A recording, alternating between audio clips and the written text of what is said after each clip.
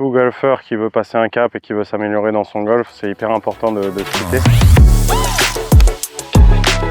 Pour un golfeur débutant, même si au début il faut plutôt apprendre les bases, mais le problème si on apprend des bases avec des mauvais clubs, on va pouvoir créer des compensations qui vont être très dures à corriger derrière. Et après ça va évoluer avec notre swing, avec notre golf, et ça ne veut pas dire que un bon fitting une année c'est bon dans 3 ans. Donc voilà, c'est important de se faire fitter correctement, et s'il y a des évolutions d'âge, de swing ou de progression golfique, il faut continuer à se faire fitter pour avoir toujours le meilleur équipement possible.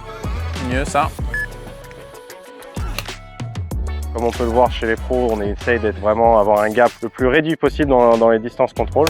Et donc c'est pour ça que c'est important de tout le temps se faire checker. Nous chez les pros, on se fait quand même checker pratiquement toutes les semaines.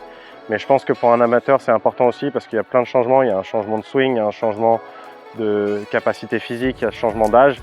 Et donc je dirais qu'au minimum, une fois tous les ans ou tous les 2 ans, pour quelqu'un qui veut vraiment avoir un niveau de golf et essayer de passer des caps, c'est important de tout le temps checker son matériel pour être sûr qu'il soit toujours bien équilibré.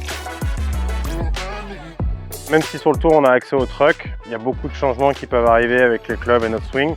Donc là en période de semaine off, moi habitant à Paris, Chantilly étant à côté, je suis venu ici pour checker si tout allait bien dans mon taux de spin avec ma balle et mes fers.